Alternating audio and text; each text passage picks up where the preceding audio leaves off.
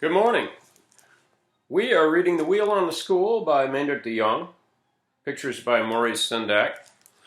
We are on chapter 7, which is called Auka and the Tin Man. This is a Tin Man like Nick Brown and Farmer Boy, not a Tin Man like in The Wizard of Oz. Auka had been given the dike road to search. The dike road led to the village of Ness.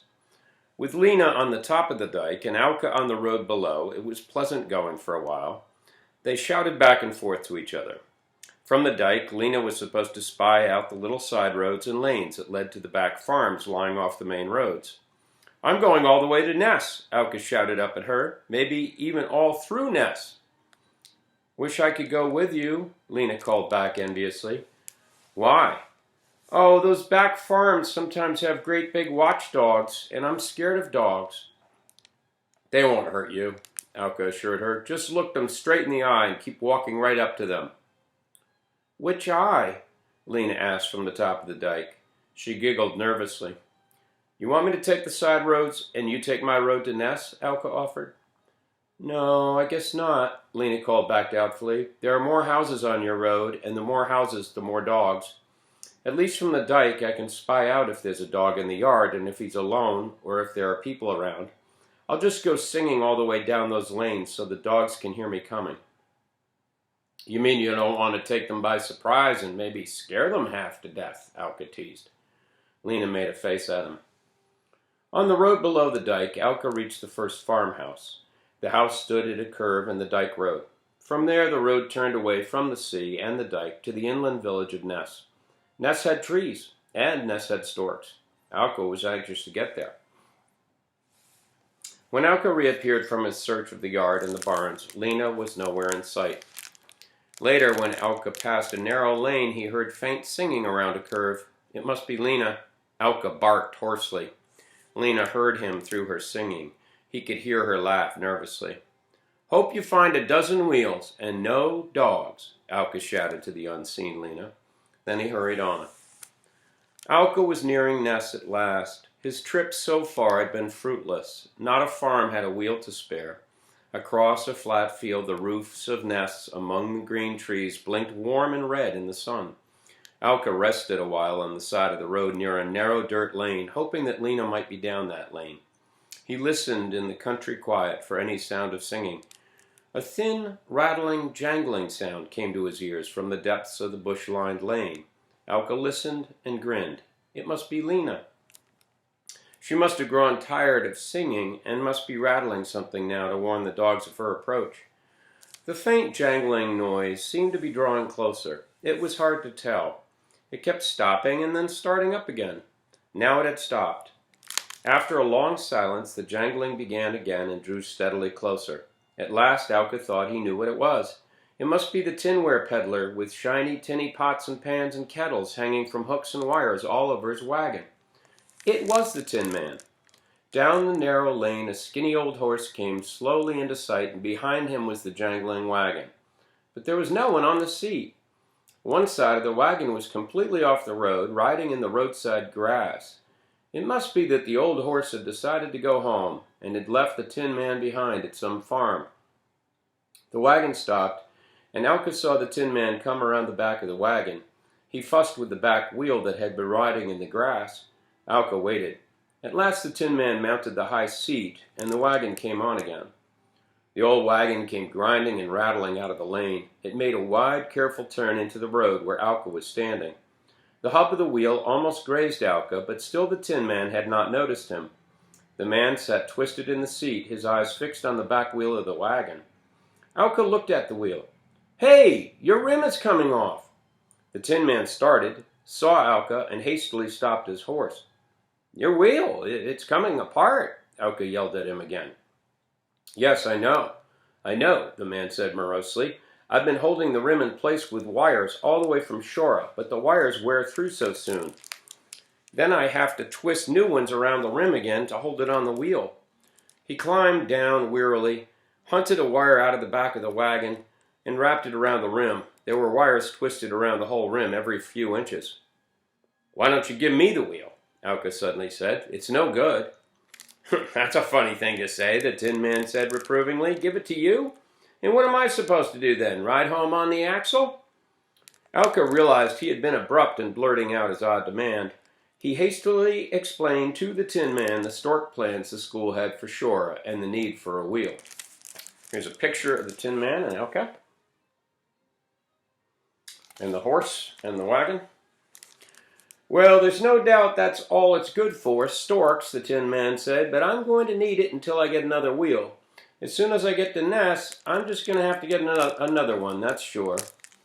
Oh, then may I go with you? Auka asked eagerly. I'm going to Ness too.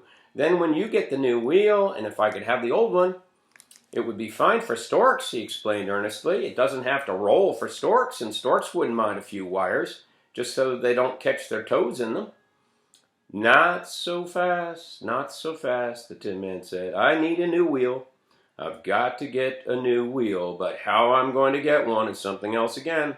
It's been a sorry week. All I did was patch a few pots and pans on my route. Hardly a soul bought anything new. And that whole dump of Shora, only that legless fellow bought some scrap piece of tin. Said he wanted to hang them in a tree. But that's all I sold in Shora. Oh, that was Giannis, Auka said. There to scare the birds out of his cherry tree. His eyes brightened. Hey, that must mean the cherries are going to start to turn red. The Tin Man didn't listen, but clucked the old horse ahead a few steps. He carefully studied the turning wheel. Even the spaced wires weren't keeping the outer metal rim in place on the wooden rim of the wheel. In a few turnings of the wheel, the wires stretched and allowed the outer rim to run almost halfway off the wheel. When the wheel turned, the iron rim sort of wobbled beside the wooden rim that it was supposed to cover. The man surveyed the gravel road. You can see the roofs of Ness, he said hopelessly, but on that gravel I'll be winding wire so much it'll be dark before I get there. If I got on the back of the wagon, and the moment I saw a wire giving out, I quickly twisted on another wire, Auka suggested, then you wouldn't have to stop and get down all the time. Well, the man said, that's an idea. That way we might both get to Ness. But remember, I can't promise you that wheel. He handed Auka a handful of short pieces of wire and helped boost him into the high wagon. Tinware was hanging everywhere. Auka had to push pots and pans and kettles aside like a curtain before he could put his head out to watch the wagon wheel. Just shout whoa whenever you see a wire going, the Tin Man instructed as he climbed back into his seat. Will your horse hear me when everything's rattling and banging? Auka asked doubtfully. Him? He could hear whoa 10 feet underwater. But get at, that he doesn't understand very well. Get at, he told the horse. If you do get a new wheel, may I have the old one? Auka hastily bargained before the wagon could get into motion when the rattling of the tin would drown him out. We'll have to see if my wife has a little money left from last week. I sure didn't earn enough this week to buy as much as a spoke. Get at, he told the horse again. But what'll you do if your wife hasn't? Auka asked. It's sure you can't go out with this wheel next week. Oh, I'll just throw it in the canal over Sunday to soak and swell. Then it's good for a couple of days. And if we get some rain, that helps too. But this whole week was dry as cork. Get at, the Tin Man patiently repeated. But I'm afraid it's gone too far this time. I'm afraid even soaking won't help it. He spread his hands wide. But what can you do without money? Get at, I said. The old horse seemed to sense that the conversation had definitely ended. He unwillingly got into bony, clumsy motion. The wagon creaked ahead. The tin began to jiggle and rattle and jangle. Ness wasn't far, but even in that short distance, Auka became very handy at wrapping wires around the old, tired, warped wheel.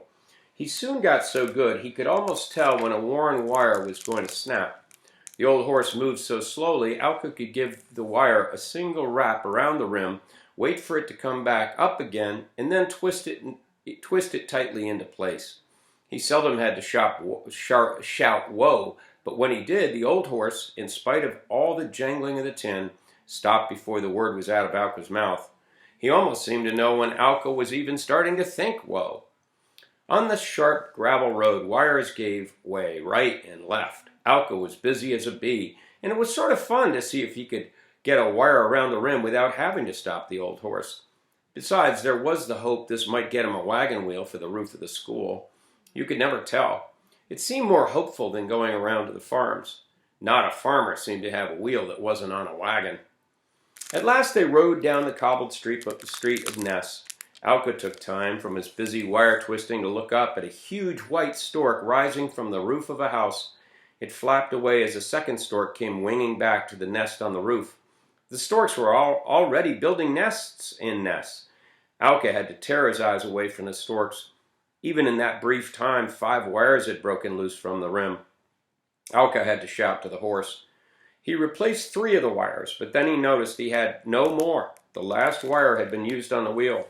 "No more wires," he told the Tin Man. "I'm all out." "So am I," the Tin Man said. "I gave you all the wires I had in the wagon, but it just has to hold to the end of this street. That's where I live." The wires didn't last. One after the other, they wore away on the cobblestones. Now not a single wire was left. The iron rim threatened to ride right off the wheel. "How far yet?" Auka said. The Tin Man stopped and looked at the wheel. Silently, he handed Auka a hammer he used in his trade. "Would you walk beside the wagon and just pound the rim back whenever it starts to roll off? I'll try to pick out the smoothest places in the street." Auka jumped down and took the hammer. He pounded the rim back on the wheel. "Go ahead now," he said. The wagon rolled ahead. The slow wheel, with Auka stalking beside it, hobbled over the cobblestones. Auka watched it like a hawk, and whenever the iron rim threatened to leave the wheel, he slapped it back with the hammer. To the tinny rattle of the pots and pans as the wagon bounced along the street was now added the horrid sounds of Auka's constant hammering. It was a miserable din. Children along the street started to follow the wagon. The wagon stopped before a little house. They had arrived. On the stoop stood a woman looking anxiously from her husband on the seat to Auka with a hammer. There were many little children around her, clutching her skirts and peeking shyly at Auka from behind her. She was holding a baby, but to Auka all the other children looked about the same size. The woman looked at her husband. "It's that bad, is it?" she said shrilly. The Tin Man nodded. "It means a new one this time, Auka. There's nothing else for it." "Did you make enough for a new one?" The Tin Man winced. "Bad week. Did you manage to keep anything over from last week?" he said timidly. His face flushed. "Over?" she said. "Over from last week?" She made a sweeping motion toward the children around her. "And Yanni had to go to the doctor." Even the children looked sad and unhappy. They looked as if they understood such things. It was clear enough that the Tin Man couldn't buy a new wheel. It made Auka feel sad and helpless and unhappy for the Tin Man, for the wife, for all the children, and for himself, for it also meant no wheel for the school. "Could the cooper fix it for you?" Auka suggested helpfully. "He puts hoops around barrels and things. Maybe he could make the rim stay on." The Tin Man and his wife looked startled. All the children stared big-eyed. "Well, that's a new one," the Tin Man said. "That's one thing I haven't tried yet. I've had it at the blacksmith off and on, but I can't take it there again without money." "The cooper," he repeated, considering. "That shouldn't cost too much." He looked at his wife. "I hope not," she said softly. "Otherwise, maybe we'd better just pray. That's still free." She looked defiantly at Auka. "Guess I'd better go now," Auka said awkwardly. He did not know what else to say or what else to do. He handed the Tin Man his hammer, but did not look at him. It was all so sad and hopeless. It made Auka feel full of lumps and unhappiness. And there wasn't a thing he could do. "Thanks for helping," the Tin Man said, "and I only wish I could give you the wheel." "Oh, that's all right," Auka said. "It was sort of fun." But that wasn't the right thing to say. "In a way," he added clumsily. Then he turned on his heels and ran.